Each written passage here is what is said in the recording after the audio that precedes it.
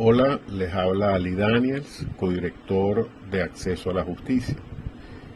Visto que se han dado unas declaraciones por parte del fiscal general de la República, señalando a la Comisión Nacional de Primarias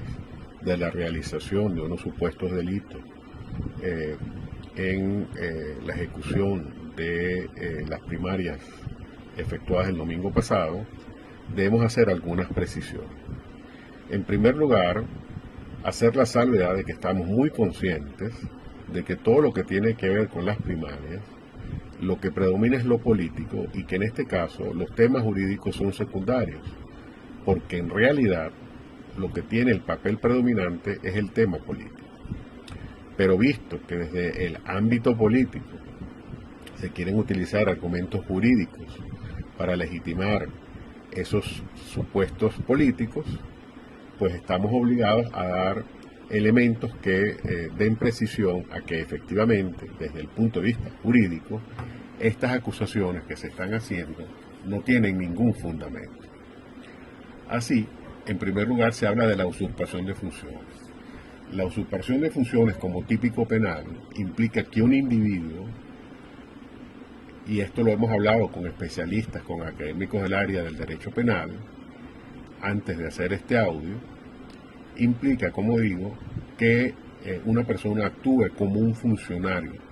haga las veces de, se haga pasar por un funcionario, y o que actúe como si fuera un órgano de la administración.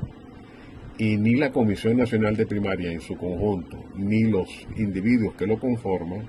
nunca han actuado en nombre de ningún organismo de la administración pública y mucho menos a nombre o en representación del CNE. De modo que a partir de ahí mal podría hablarse de usurpación de funciones,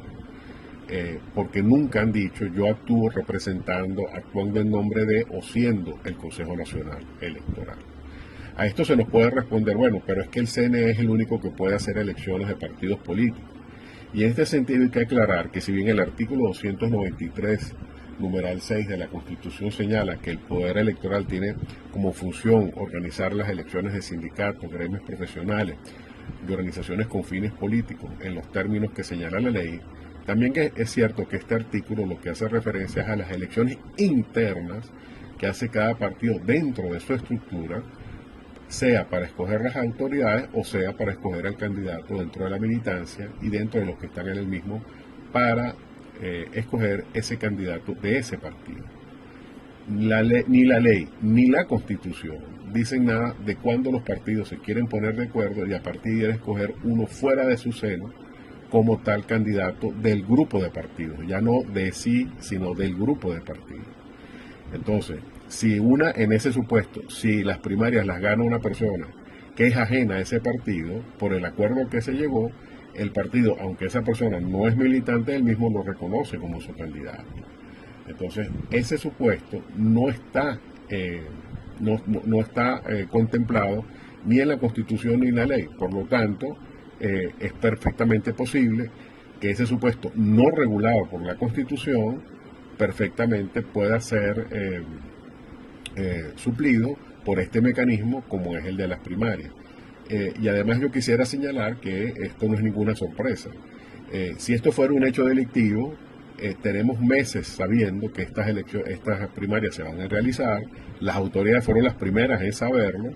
y sin embargo lo permitieron, de modo que aún en el supuesto de que esto fuera así, las autoridades han incumplido con su labor durante todos estos meses de saber que supuestamente iba a haber un acto delictivo y no hicieron nada al respecto, con lo cual están reconociendo que no es tal acto delictivo porque no actuaron durante todo este tiempo y solo luego de que las primarias fueron un éxito es que se dieron cuenta de que había ahí algo que ellos consideran ahora que es delito. Entonces, además tenemos que señalar que además del artículo 293, número 6 de la Constitución, esto se confirma por el artículo 67 del mismo texto constitucional, donde dice que los partidos políticos están obligados a escoger a sus autoridades y a sus candidatos en elecciones internas. Y esto justamente a lo que se refiere el artículo 293, a ese tipo de elección. Pero esta elección que es fuera de los partidos, es un supuesto diferente, ajeno al que la Constitución en estos dos artículos señala, y por tanto era perfectamente posible sin la participación del Consejo Nacional Electoral. Entonces no entiendo por qué se critica a quien actúa de acuerdo con el espíritu de la Constitución, y sin embargo cuando el PSV no escoge a candidatos en primaria, sobre todo no escoge el candidato presidencial en primaria, ese incumplimiento sí pasa por debajo y no se hace ninguna alusión al mismo, ¿no? Entonces, en cambio, los que sí cumplen con el espíritu de la Constitución, a ellos sí se les persigue.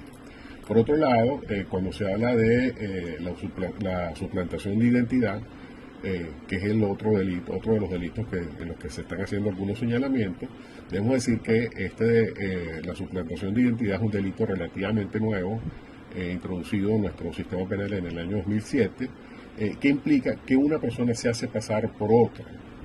Y aquí volvemos a lo mismo. Se dice que los responsables, a los que se están señalando como responsables de esta suplantación de identidad, que son los miembros de la Comisión Nacional de Primaria, asumieron la identidad de otra persona, y eso nunca ocurrió. Aquí nunca se ha escuchado ninguno de los miembros de la Comisión Nacional de Primaria decir yo actúo como una persona diferente a la que yo soy. Y si se nos quiere decir, no, es que en realidad la suplantación de identidad no es porque ellos hayan actuado en nombre de otra persona, sino porque personas se hicieron pasar por otras, ¿no? Y a partir de ahí nace entonces el supuesto de suplantación de identidad. Bueno, ahí yo quisiera señalar que en ese caso el responsable es la persona que haya hecho eso, si es que eso se puede probar y si eso realmente ocurrió, ¿ok? Pero no a los miembros de la Comisión Nacional de Primaria, ¿no? Porque efectivamente en ningún momento ellos han actuado señalando que son una persona diferente a la que son. Pero además hay que destacar que la única manera de saber si esta persona, si esto llegó efectivamente a ocurrir, que alguien dijo yo soy fulanito, pero en realidad es otra persona, y votó en nombre de esa persona, la única manera de saberlo es a través de los cuadernos electorales, ¿no? Donde a través de diversos mecanismos podría saberse eso, pero como está contemplado en el reglamento de la elección, esto no puede ocurrir porque ya esos cuadernos han sido destruidos, de acuerdo con lo que está en el reglamento. Entonces, quisiera hacer acotación de que en los delitos hay que probarlo, no basta hacer señalamiento, y los elementos de prueba en este caso ya no existen, con lo cual, si una persona cometió ese delito, ella es la responsable y no los miembros de la Comisión Nacional de Primaria. Y no ha habido ningún supuesto donde esto se haya indicado, además de manera masiva, porque que una persona lo llegase a hacer, si eso efectivamente ocurrió, bueno, esa persona es la responsable. Pero de ahí a que se haya hecho de manera masiva, eso también hay que probarlo, y la sistematicidad igual. Entonces, como ven, hasta ahora no hay ningún elemento que pueda probar que los miembros de la Comisión Nacional de Primaria hayan suplantado identidad, y mucho menos que hayan ordenado que otras personas actuaran de esa manera. Con lo cual, este delito, pues, creo que está claramente fuera de todo fundamento. Por otro lado, cuando se habla de la legitimación de capitales, ese es que es otro de los delitos a los cuales se ha hecho alusión.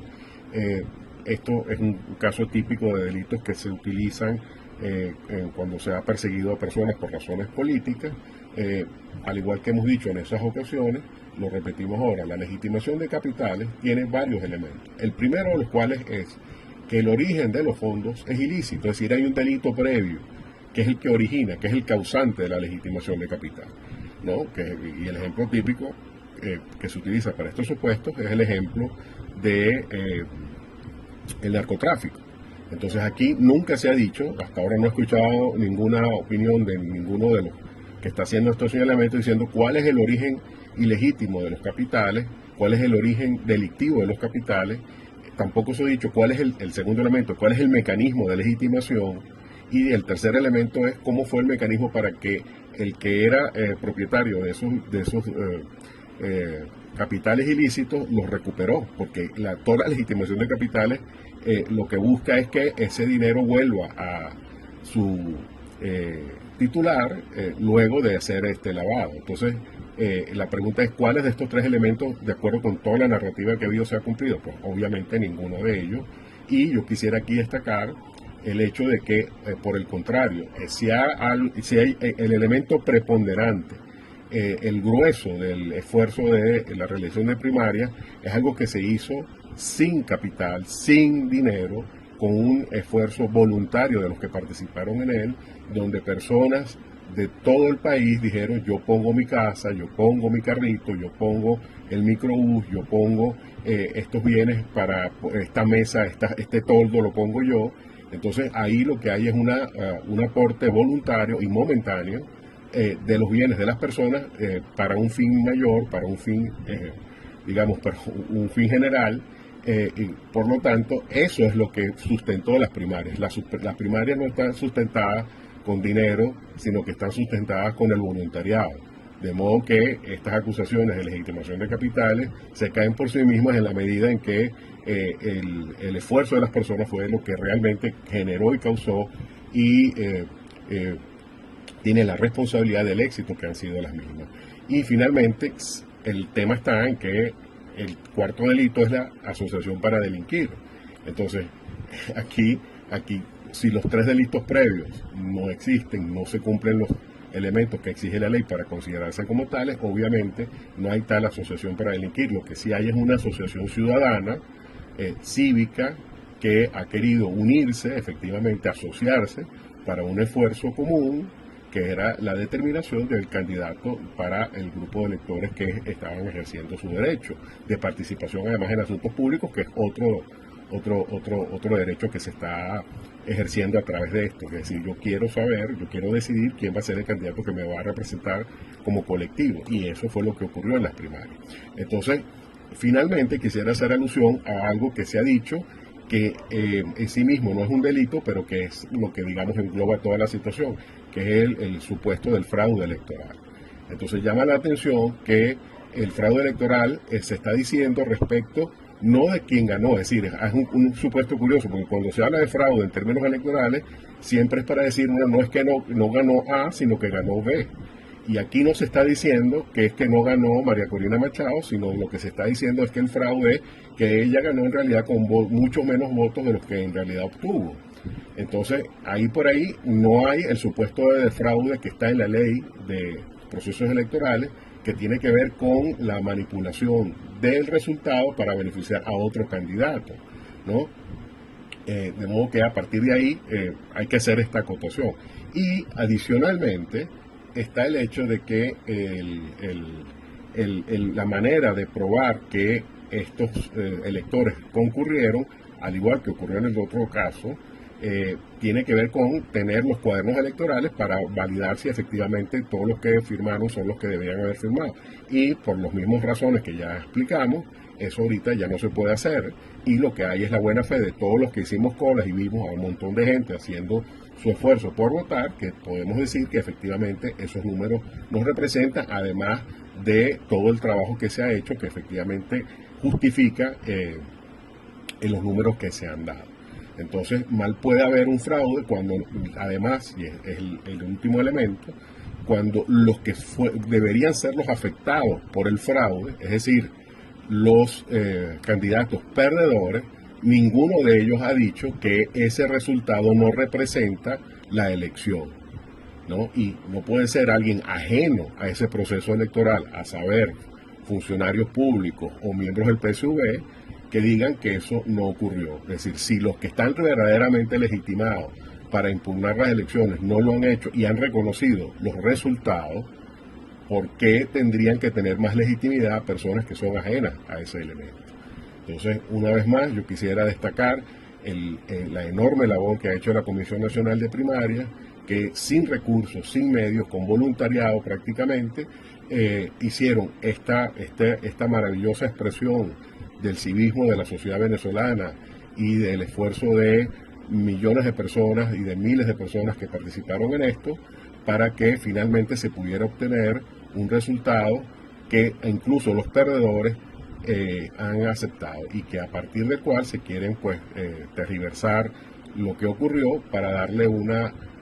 connotación diferente a la que tuvo, cuando en realidad lo que debería destacarse es que la